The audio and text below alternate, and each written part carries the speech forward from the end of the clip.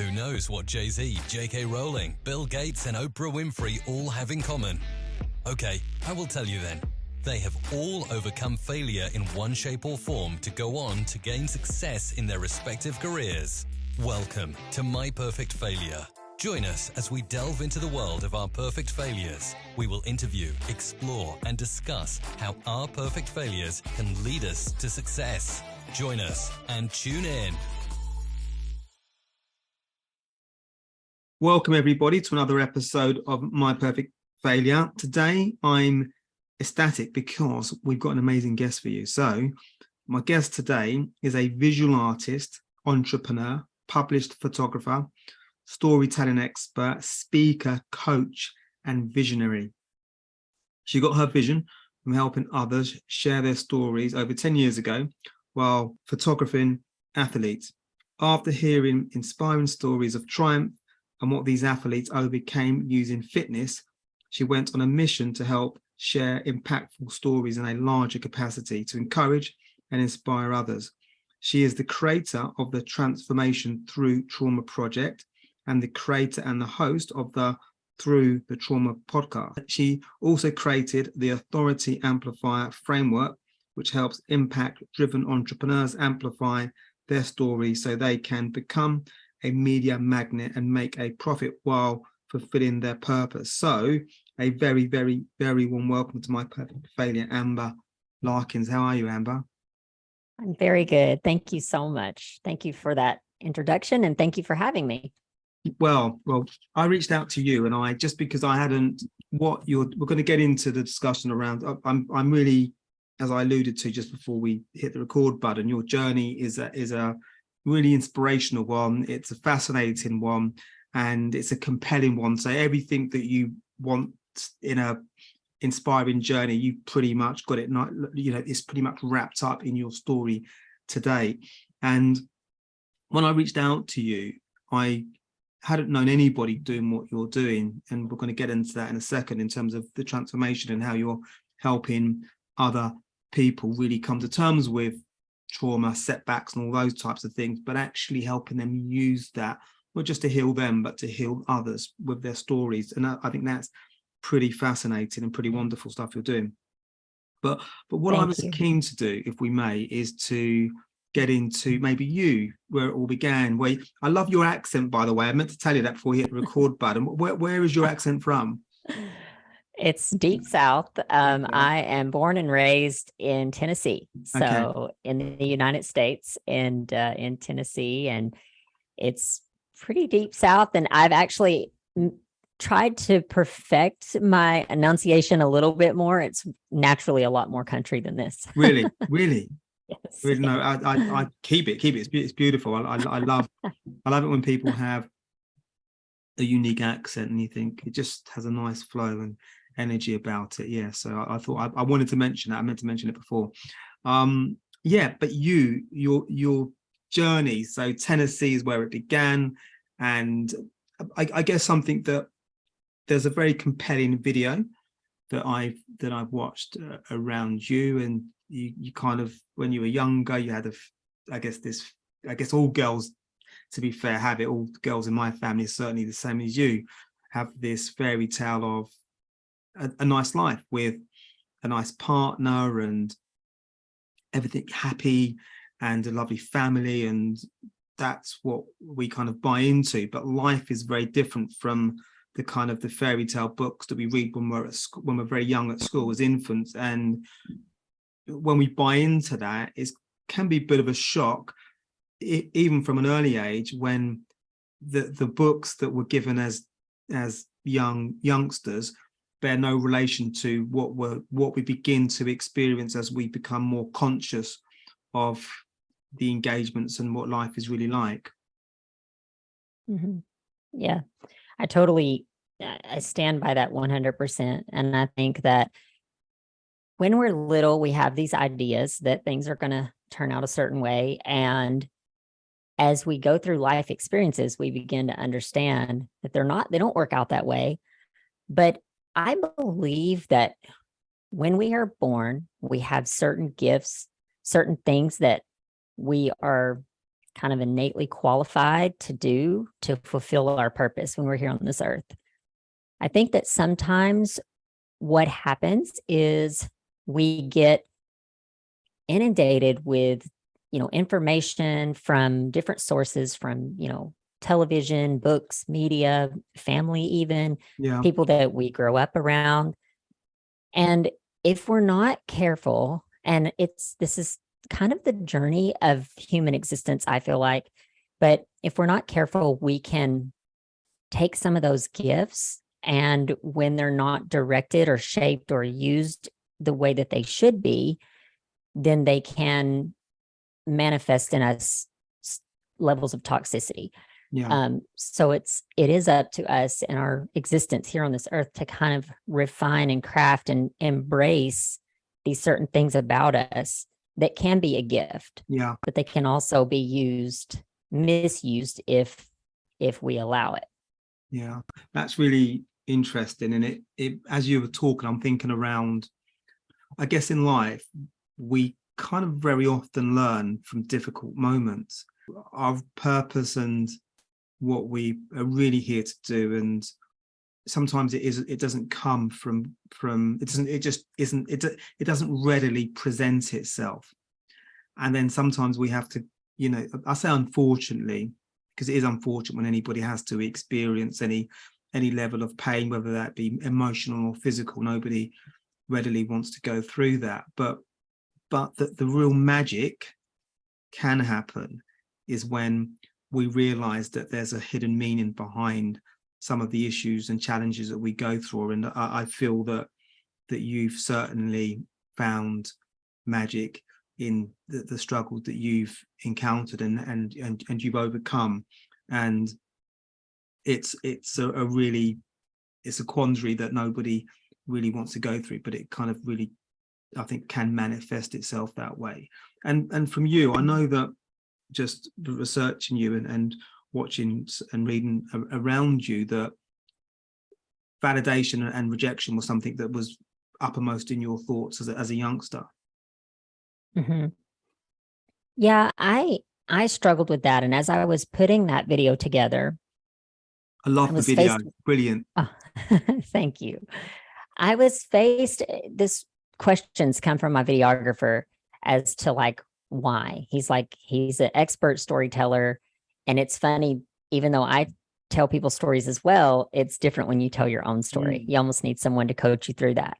Yeah. And he would ask me very deep questions as why? Why was this? Why was that? That's a very powerful question in any area of life. We ask ourselves why, and we keep asking why to get to the very root of things. And so this was something that took a little bit of self-exploration, trying to figure out why I made some of the bad choices that I made. I love the title of your podcast, My Perfect Failure, because I do believe as humans, we do learn through failure. And the journey of life is figuring things out, right? So I just love the fact that you can take those failures and you can learn from them, but you do have to ask the question, why? Why did I make these decisions? And what's going to keep me from making decisions like this going forward?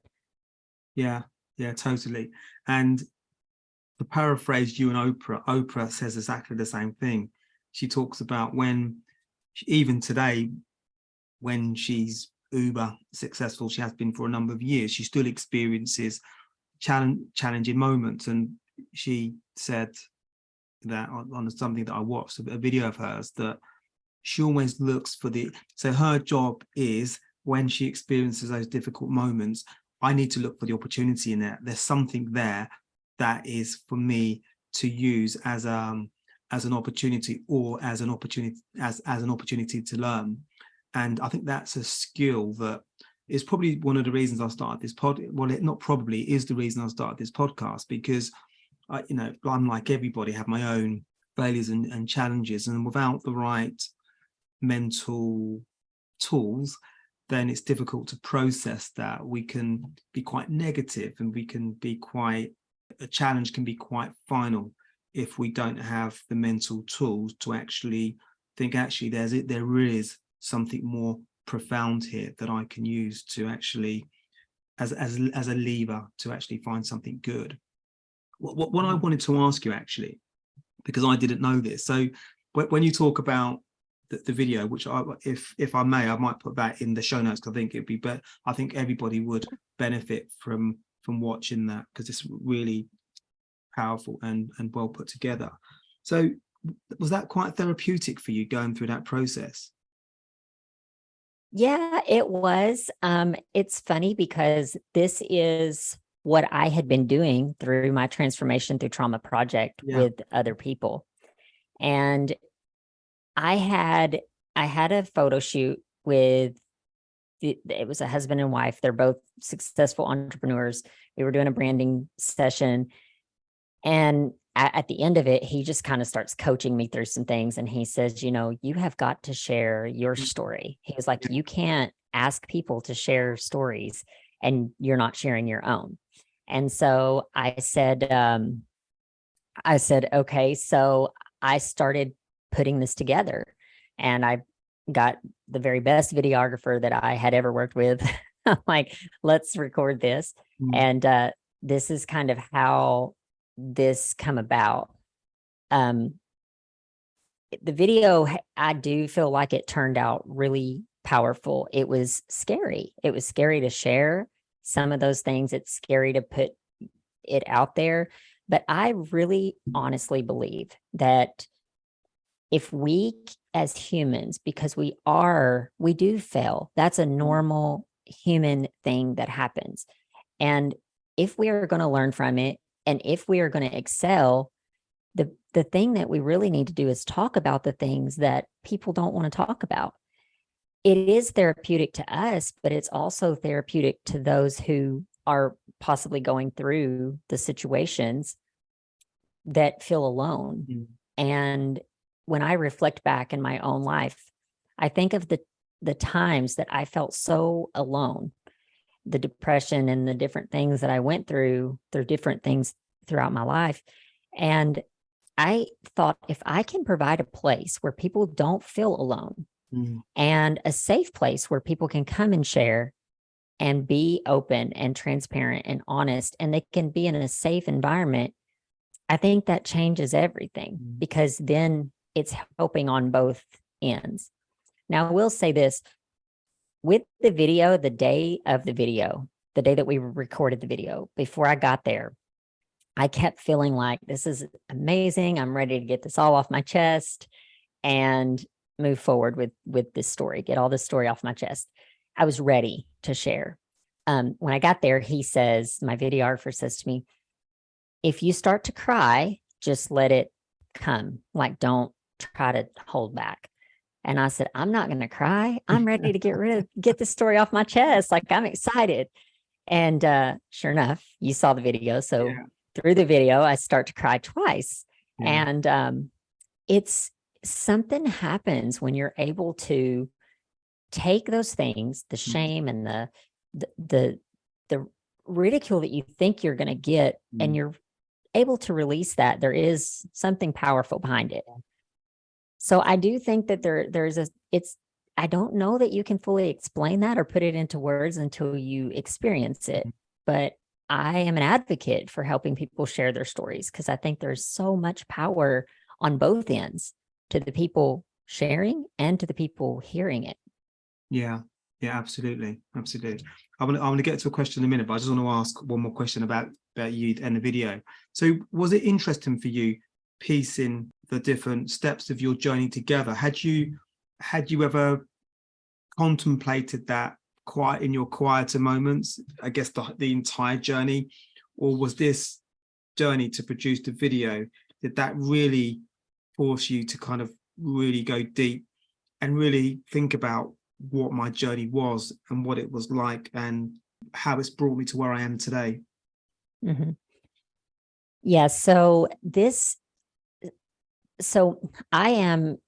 I'm spiritual. I know not everyone is, and some people believe all different things when it comes to that. But I personally believe that when I felt it innately inside of me, when I decided to, so just so that your audience knows, because I'm sure that they're listening to this and they haven't seen the video, I worked as an exotic dancer for 5 years. And I got to a really dark place in that journey where I had not gotten sucked into the lifestyle as some ladies do, as far as drugs and prostitution and these kinds of things. But I had gotten to a really dark place where it had destroyed so many areas of my life, including my self-worth. And when I finally quit, the last night that I walked through the doors of that club, and I couldn't do it anymore, and I physically got sick to my stomach, I couldn't do it anymore, and I left, I felt in that moment like God told me, like, you will share this story. And it was like that all happened within just a few days of quitting, and then this feeling this pressure of like, I'll share this. Of course, at the time, I'm like, I don't want to share. I don't want people to know, because, I lived across the country from my family. There was people that didn't know what I was doing. So I just put that in the back burner of my mind. Shortly after that, I met my husband, and we ended up getting married pretty quickly after we had met. And fast forward 13 years, and we ended up getting a divorce. That was a product of an affair on his part. And so this was the second time in my life where I really struggled with validation. And why am I not enough?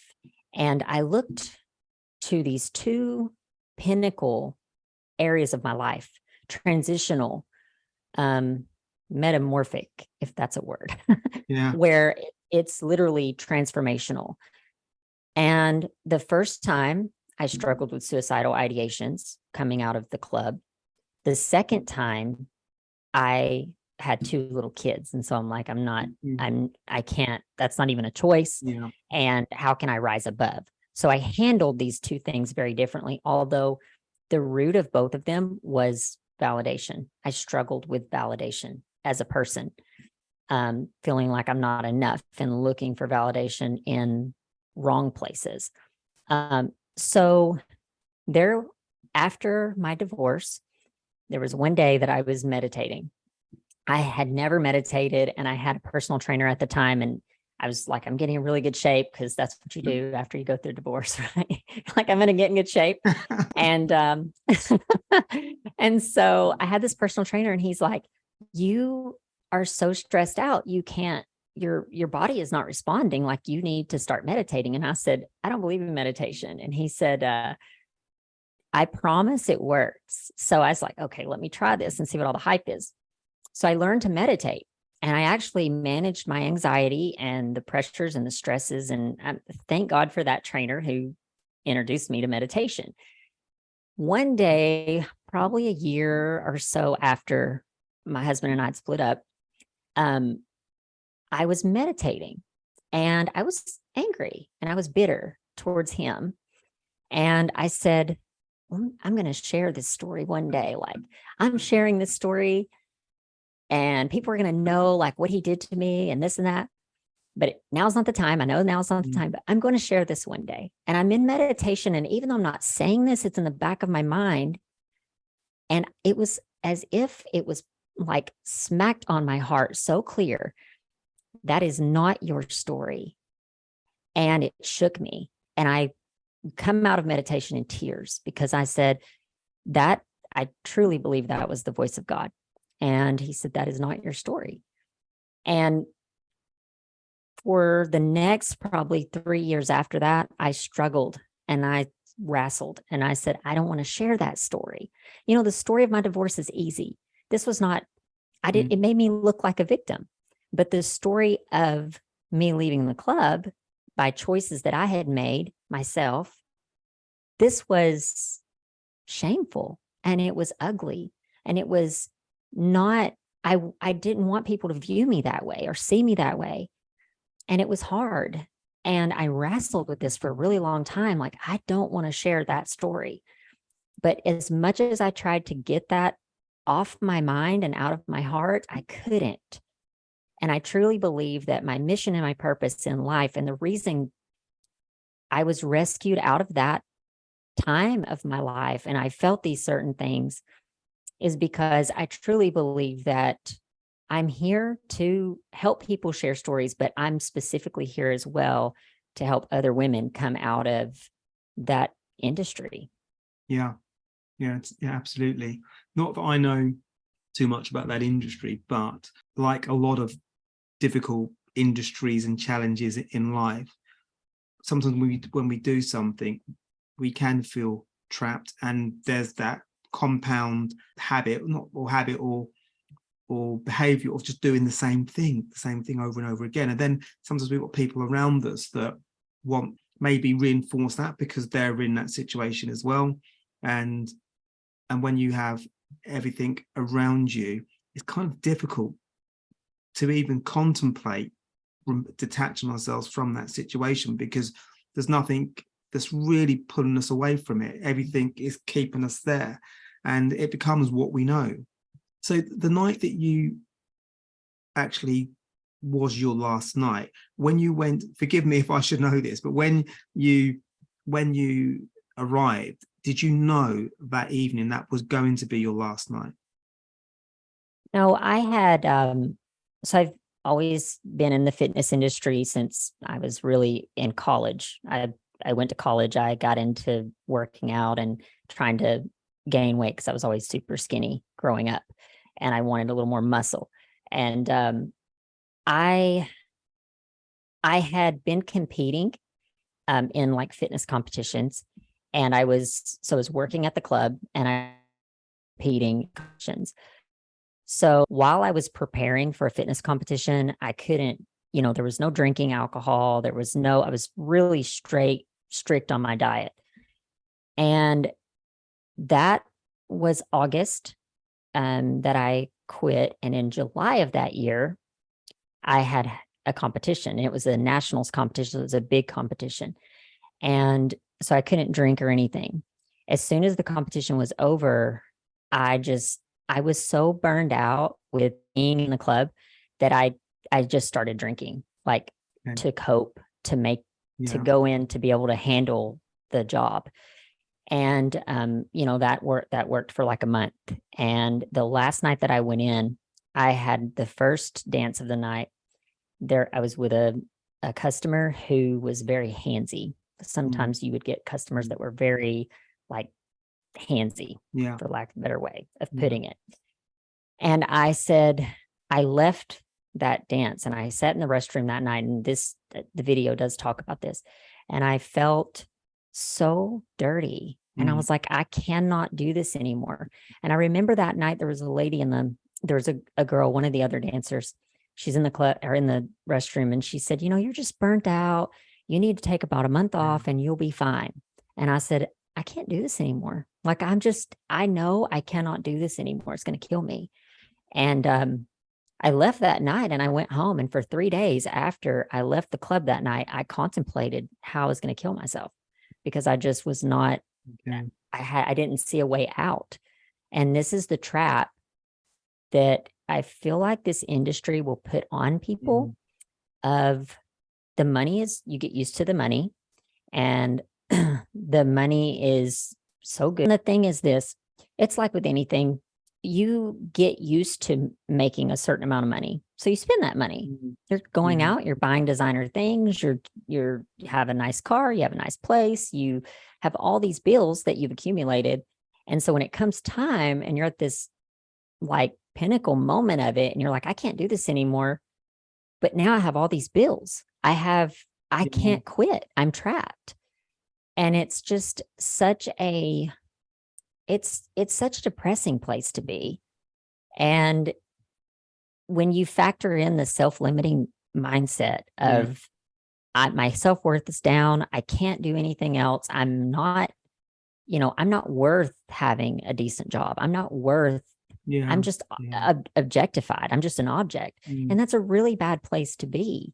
And I don't ever want women to feel that way. I've been a women empowerment advocate ever since I have, started my business, doing photography, helping empower women. I mean, doing the branding, everything that I've done has been to empower people, but women are really near and dear to my heart. Yeah. Because there will be women around the world that are experiencing that life now. And I guess you go, not that I know, but I'm thinking that you probably go through a journey when there might be some excitement at the beginning, then you probably become quite conditioned. You're doing it. You might have those good days and bad days, and then maybe you get towards the end. And my appraisal could be totally out of sync, by the way. But no, you're right. But you kind of get towards the end where you're thinking, well, I hate this. I don't want to do it. But then that's the really, I guess it's all difficult, but that I imagine that's the really difficult bit, because you're torn. The money's good. I don't want to do this, but how do I detach myself from it? That might not be as strong as you. Some women won't be as strong as you and be able to make that break where, as you pointed out, when you make that decision, it doesn't immediately get better, because you've got to try and process it. You've got to deal with your own, I guess, insecurities of, I've just come from this really difficult industry. I'm trying to transition, but I'm in that limbo spot at the moment, and I don't know what the next step is going to look like. And so what you're doing today is so important, and it's so, your message needs to go not just to women that are in that spot, but anybody that's in a difficult spot. Mm-hmm. Mm-hmm. Yeah, I appreciate that. And, I recently on my podcast, I had a guest come on, and he was a porn recovery coach, and he worked specifically with men. And we had an amazing conversation. His episode's not released yet, but interesting conversation, because we're talking about porn. He's looking at the sex industry from the consumer side. And we were able to kind of dive in to what that looks like as a producer side. And I, was never a producer in the sense of like producing porn, but I was never in porn, but I do understand the industry. And there's a route that goes along the entire sex industry. That's just very negative. And it's like it's like a rabbit hole. Yeah. Once we, if you have someone who goes to strip clubs and watches porn, it's all like sister products. Yeah. You know what I mean? Cousins. Yeah, exactly. So I feel like there's so many things that this is one of those things that we don't talk about as a culture, as a society.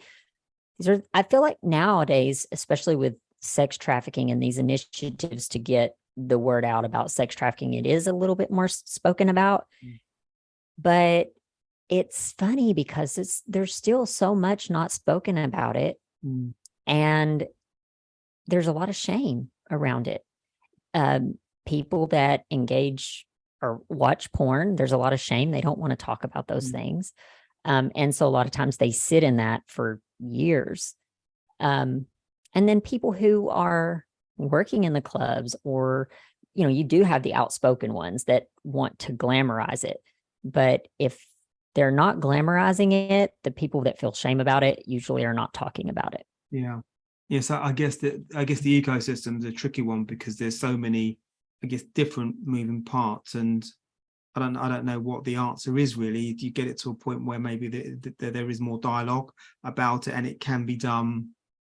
So I guess it will be potentially utopian to think that it can be eradicated, but I guess from dealing directly with women in terms of your experience, I'm sure if they could, like going back to when we spoke at the top of the show, when we spoke about, as a child, we all have an idea about what a fairy tale for life is. Clearly that isn't it.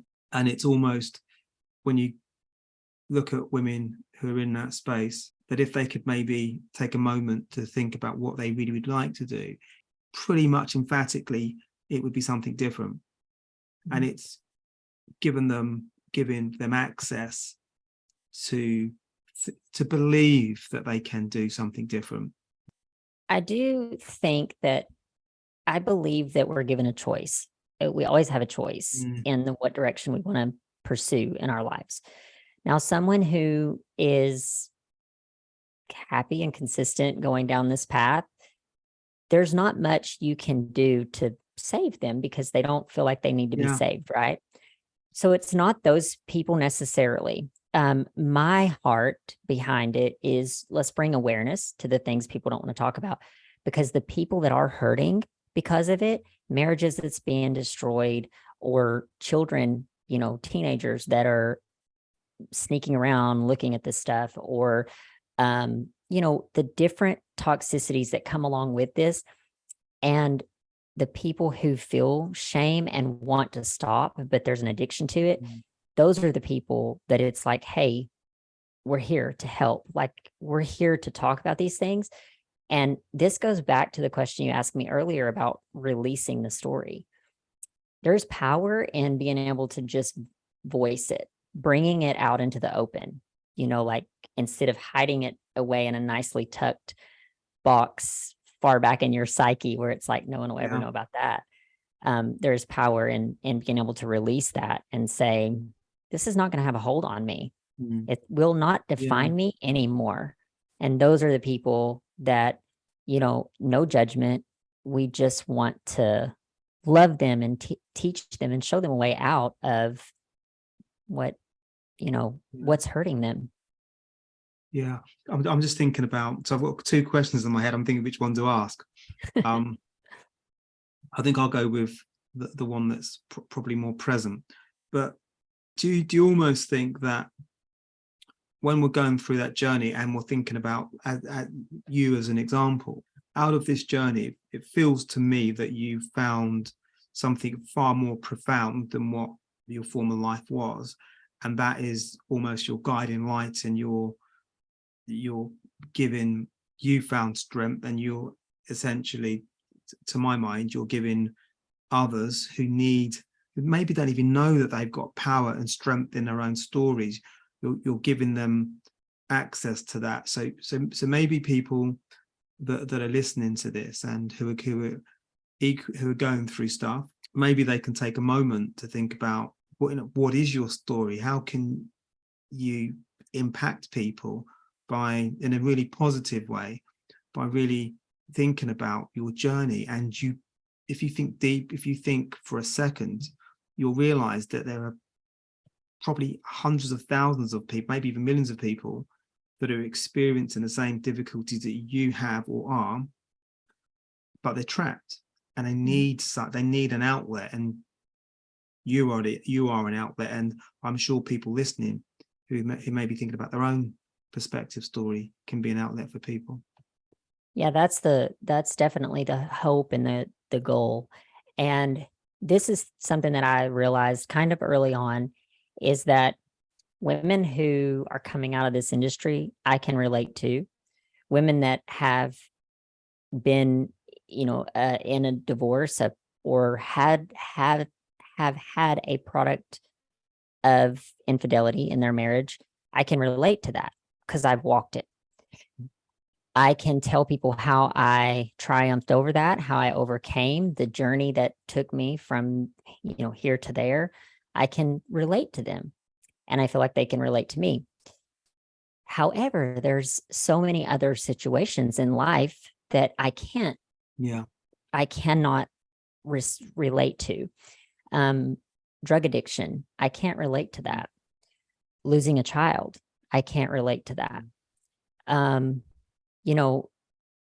Even alcoholism, or I'm trying to think back of all the different people I've had on my podcast, and I learned early on, like, there's so many things I cannot relate to, but this is why I felt compelled to start my podcast, which is Through the Trauma, which on my podcast, we do 4 pillars. We do the trauma, which is the story. We do the transformation, which is the journey. And then we do the triumph, which is what you've overcame and where you're at today. And then lastly, we do the takeaway. So I really like for people to say, hey, you know what? I struggled with A, and this is how I overcame it. And these are the different books or resources or podcasts or coaches or whatever that I used to go down that journey. And anyone listening that can resonate with that story, that trauma, hopefully then they can get resources from it. And I think that when you're able to bring people on and question them, and I feel like it's very similar to what you're doing. You're bringing people on to talk about their failures, and people are going to resonate with different guests that you have. Mm-hmm. And my goal is if I can touch one person per episode, I feel like it's worth it. Now I'd love to touch much more, but I think you will. And I think I alluded to when we originally spoke. I think what you're doing is really important, because I think you're bringing awareness that you're not in a dead end. There is a way out of this. Your trauma doesn't have to be in vain. There is a rainbow over the horizon, but it's kind of getting to that point where you recognize that. I think you spoke a little bit about belief and self-worth and those really relevant themes. And it's kind of having that, you need people like you that are doing what you're doing, because you need people that you can align yourself with, that you can liken your journey with, because it's relatable. And I think you're really relatable in terms of your journey, what you're doing, and it's authentic as well. That's really important. And I think people will definitely get with that. But can I ask a question just around how because obviously there were some difficult moments, and at some point you found strength and you found determination, and there almost feels like there was a shift in your mindset. I can't think of a better way to phrase it, but how did you arrive at that point where you found that strength? What was that like for you? Mm-hmm. I honestly think that probably came from right after my divorce, right after the split. So the divorce took 2 years, but so right after we had split up and he had left, and there was, I was listening to a podcast. I was kind of new to podcasting at that time. And I was listening to a podcast, and the lady said this, and I'll never forget it. It stuck with me all these, the last 4 years. She said, you have a choice. And every day I write on my mirror when I get up to get ready and put my makeup on and brush my teeth, you choose. And she said, me and my daughter talk about this every morning, that you get to choose how you live your life and how you respond to things. And it resonated with me. And I said, I'm at this crossroads for the second time in my life where I can choose. The first time I chose to go down the path of least resistance, I feel like. The second time I have a choice again. What am I going to do? Do I want to give into my innate desires, which is to feel bitter and angry and resentful and pass this on to my kids and create, generational curses with my kids? Or do I want to rise above this and figure out what I did wrong? A marriage is never perfect. It always takes two people. And I'm not saying that there was parts on both sides that was not done correctly. And I'm like, so this marriage is over, but if I ever want to have a marriage again, like, it is up to me to take time to heal. I'm going to choose that, to take time to figure out what I did wrong so I don't make those mistakes again. So the next time can be successful, if there is ever next time. And so I can be a strength and an inspiration and an empowering source to my children. And that led me, that choice, that moment that I made that decision, led me on a journey to, I was also forced with, like, what am I going to do? Because when I was married, I was kind of a stay-at-home mom. I had my business, but it was kind of just a side gig for fun, And I'm like, am I going to make my business work, or am I going to go get a job, or what am I going to do with my life? And so there was that choice as well. And that the first choice to rise above everything led me to the choice of I'm going to make my business work. And I believe my mom used to always say to me, you can do anything you set your mind to. Now, I don't know if this is necessarily true because I think we all have calling and a destiny in life. So I'm not advocating for that. But my mom always said that. And I hear this voice in the back of my mind, I'm going to make my business successful. Yeah. And take it from a side gig to a part-time side gig to like full-time. And then shortly after that, COVID happened and there was it was like this, ups and downs. So, but that journey and that relentless mindset, which I do believe is something that has been in me from the beginning. That is something that I was gifted with from birth, because I look back and I think of all the different places in my life. And once I set my mind to it, I was relentless in going after that thing. And so I think that my relentlessness to go after business, even through the hardships, business has a way of shaping and molding you and making you into a whole nother person. Yeah, definitely. And I think I like what you said about what your mum said, actually, about if you put your mind to it, you can do it. And I think as you pointed out, I think we have to encourage ourselves and give ourselves those positive affirmations that we can do this, we will do this, because then it can happen. I think if we don't say that, and if we don't think that, and if we don't, even when we, like Anthony Hopkins, the actor, he's got one of those famous, I think it's taken out of one of his talks, where he says, believe, believe, believe, believe, even when you don't believe, believe. Because if we don't, then it's going to be near on impossible. So it's kind of being our own champion. I think sometimes we have to champion ourselves, because obviously we need support. We can never do anything alone, but ultimately we have to be kind of like the main engine of whatever we're going to do or achieve. And I love what you're doing with your photography and with the podcast, and just around people that are listening, that may be thinking about their own story, their own journey. Do you think everybody has their own signature story that they can be or should be thinking about? Yes, I do. I do believe this. And when I talk to clients, I share this. And even with the project, I learned very early on, you don't press into trauma that is not ready to be revealed yet. So I do believe that some stories take time. And I've been given over the years different advice myself. And now I give this to my clients, that some parts of your story may not need to be shared, or maybe it doesn't need to be shared to particular audiences. But just because certain parts don't need to be shared doesn't mean that you don't have a story. And sometimes you can still share parts of your story. I also try to really encourage my clients, and even my guests that come on the podcast, I try to encourage them that your story is about you. Now, there's people in your story, and in some circumstances, those people could be hurt by sharing certain things. Yeah. But if at any point you're pointing your finger and making it about that person, then it's no longer your story. You're blaming them. You're victimizing yourself and blaming them.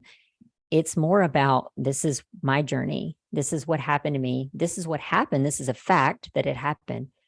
And then this is how I responded. Good, bad, ugly, whatever. This is how I responded. And I think that if we can capture that, it changes the way we share stories. It changes the way we share our story. But I believe every person has a story and has a journey.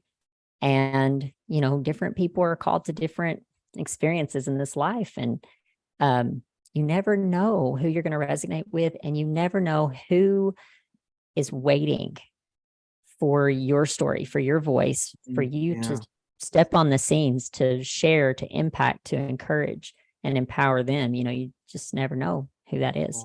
Yeah. Do you like the mystique of, one of the mystique about podcasting that I like? And when I think about what you're doing, I think that I'm just thinking about I'm reveling in the mystique about what you do and the people that you're impacting. Do you ever revel in the mystique of there's people that are listening to your show now that have listened to, because I will put a link to your YouTube, to your podcast in the show notes, because you've got wonderful recordings of your episodes. I'll put a link on the show notes. But do you ever think about people that you've impacted that you don't even know who they are? They could be in Tennessee, they could be in London, they could be in Cape Town, they could be in Dublin. But there's people that are listening to your show that are taking action, that are doing things. They're leaving a negative situation. They would have maybe they would have become subscribers to your content. They listen to every episode when it comes out. They may have said to their partner, or made a decision at work or with their partner. Do you ever think about that? I guess I briefly consider that from time to time. I know when I first started the podcast, I struggled with self-doubt. Yeah, like, who's going to want to hear me talk? And but I felt pressed to do it. And I was driving my kids to school one day. I dropped them off at school and I'm on my way back home. And it was, again, like that still small voice in the back of my mind that just pops in my head out of nowhere. And it's like, if you impact one, it's worth it. And I think they call this like the butterfly effect. But it dawned on me, like, this is the thing. If I recorded 100 episodes and I only touched one person, out of 100 episodes, there's only one person that was impacted, and that person goes out and impacts 100, I just multiplied my impact. And sometimes I don't think it's for us to know that. It's just for us to do what is on our hearts, that what we're called to do and what we feel. Intuition. I believe intuition is huge. And I believe when we intuitively feel like we need to be doing a certain thing, it's hard to resist or restrain that. And I truly believe that you're not fulfilled until you do that thing. Forget who says it. Someone says that true wisdom is when. I think so. I'm I want to butcher this quote, but it's something along the lines of, when we're born, there are two fundamental things. We're born, which is one, and the second is to find out what our purpose is in life. So somebody will maybe write in, or maybe say, Paul, this is a quote that you were trying to say, but something along those lines. And sometimes we don't even think about what our purpose is, and it sort of goes back to the point that I made at the start, or we discussed at the start. Some people, potentially, they might just know something might happen, something really positive might have happened, and they get it, and this is my purpose. But I think that we can find purpose in those difficult moments. Sometimes those difficult moments are there to serve, and it's kind of having that ability to look in those hazy, difficult moments for, there's something here. What is it? Yeah, and I believe that when you are aware of that, and then you start to ask why. You start to ask why behind all of that. Why did I respond the way that I responded? You start to uncover a lot about yourself. You uncover, triggers is another huge thing. If you've heard of this, like, you could be triggered to respond a certain way almost in haste or in anger. And later you're like, whoa, I don't even know where that came from. I was angry. I yelled at my kids. Why? Why did I yell at my kids? And I'm just using that as an example. But, when you start to ask yourself, okay, I yelled at them because they were being loud or whatever. Why did that bother me? Well, it bothered me because it was giving me anxiety or whatever. And why was that giving me anxiety? And when you keep asking those why questions, you will get to the root of what it is that is bothering you. And it takes time. And I truly believe in a lot of cases, it takes therapy. That's another thing that I think our society and our culture will say it's a shameful thing, but it's not. It's so worth figuring out what you're here to do, what you're here for. And it's so fulfilling. Yeah. You can live a fulfilled life if you know that, and you can run towards your goals, towards what it is you're put here to do, and leave a legacy. That's what it's about, in my opinion. Yeah, absolutely. And you're certainly doing that with the legacy. So I just wanted to ask you, we're getting towards the end now, but there's a question I wanted to ask you.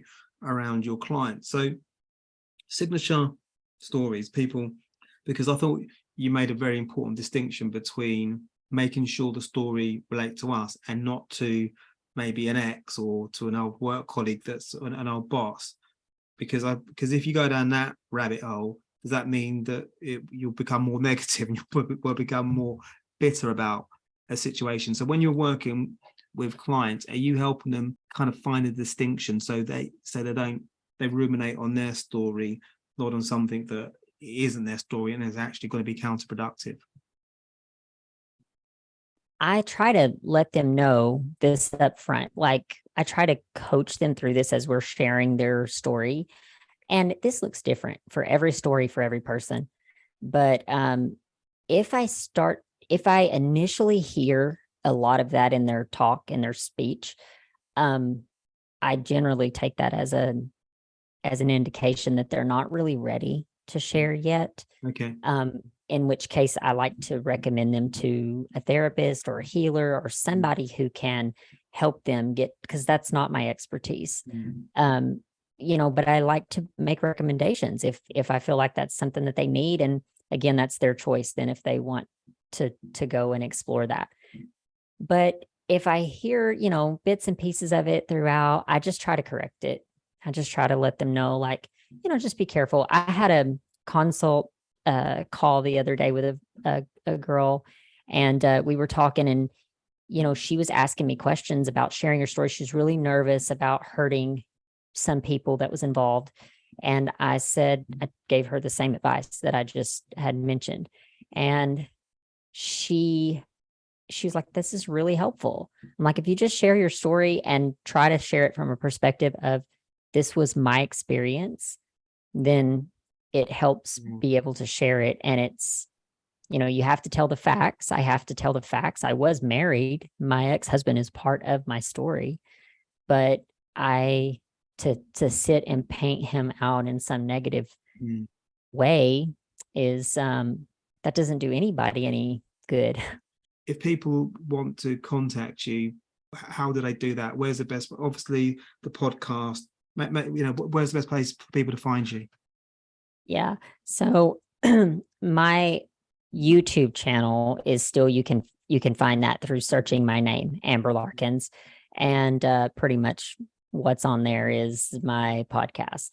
My podcast is also available on all platforms. So if you just search Through the Trauma, it'll come up on whatever platform you listen to podcasts through.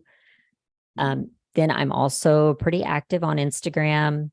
My personal handle, like if you want to know more about just personal life and my personal views and the things that I feel compelled to fight for in this life, follow my personal page. That is _Amber_Larkins.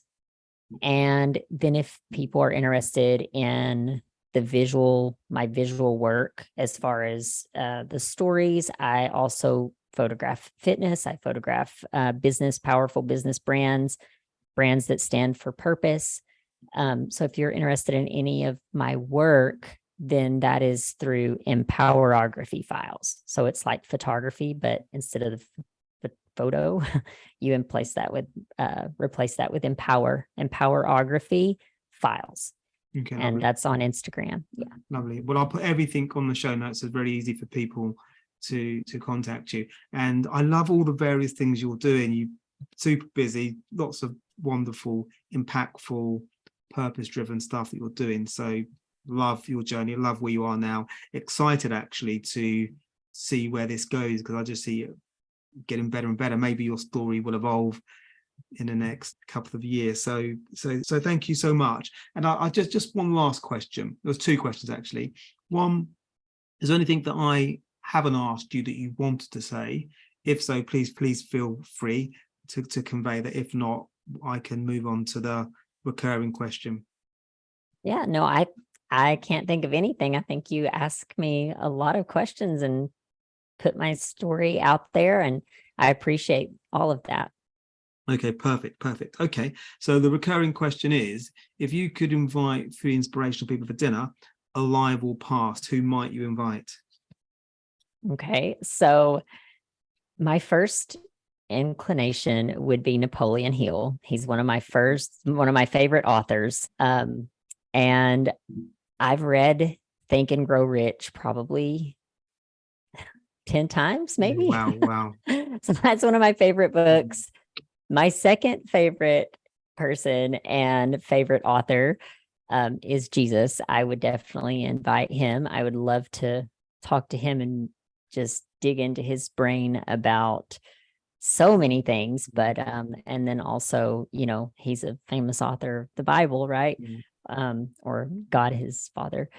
And then lastly, this one was a little bit harder because I have so many inspirational people that I love and follow. I recently have been obsessed with Grant Cardone. He's a entrepreneur here, and motivational speaker. I love his. I really love how direct he is, and I love his philosophy when it comes to just putting yourself out there, going against the grain. And I was watching. Have you ever heard of Darman? What, sorry? Darman. This is like a YouTube series on YouTube. So they had a story about Grant Cardone on there, and I was watching it with my kids, and I didn't know it was about Grant Cardone, but I really, it up-leveled my respect. I maybe need to watch that then. I maybe need to watch that. Maybe that's something for me to watch this week or the weekend. I'll look out for that. How is that spelled? I think it's Dahr, Darman. Okay. He's pretty popular with the kids and very inspirational stories. So there's so many stories on there. He gets some controversy, but doesn't everybody that puts themselves out there. Well, so I think if you're successful as he is, you're always going to be controversial at points because he's very direct, very good at what he does. I think he'd be a brilliant person for your podcast, actually. Grant Cardone. Yeah, I think so. Yeah, definitely. Yeah. Definitely. I think he would love what you're doing, and I think that he's very honest. So I think he would just give you pure honesty, and I think it would be incredibly impactful. Might give me the strength to reach out to him. Well, why not? Nothing ventured, nothing gained. I think Napoleon Hill would be. I think he's probably watching this, and I think he's thinking definitely. Yeah. Nothing. I'm ventured. a big fan. Yeah, well, big fan. In terms of what he does, he's a colossus, and I think he's done a wonderful job getting people to have access to independence, clarity themselves, like pretty much what you're doing, because I think it's very easy to kind of live within the machine where you kind of don't make your own decisions. But I think he's in a different way. I think he's getting people access to a world where they can make their own decisions and just really have their own vision, their own clarity, their own purpose. So I think you're kind of like-minded. So if that happened, I would love that to happen. I'll definitely be watching that. So so do keep me posted. But Amber, it's been amazing talking to you. I said before we hit the record button, love what you're doing. Thank you. Definitely love maybe to have another conversation at a later date. But thank you for your time today. Thank you so much for having me. I really appreciate it. You're very welcome. Very welcome. And thank you everybody for tuning into this episode of My Perfect Failure. We're always looking to grow the show, so please do share this episode far and wide, particularly if you know people that are looking to transform, looking to tell their story. They've got a story to tell. Maybe they're in a difficult moment now, or they've been in a difficult moment. So this potentially is a perfect episode for them. And your feedback is most welcome. We're keen to hear about the things you like and equally the things you don't like. So you can find me at paul@myperfectfailure.com, or you can find me via the website, via the contact page. So take care for now. Bye. Thanks for listening to My Perfect Failure podcast. Be sure to visit www.myperfectfailure.com to join the conversation. Subscribe to our podcast on iTunes or Google Play. Look out for our next episode.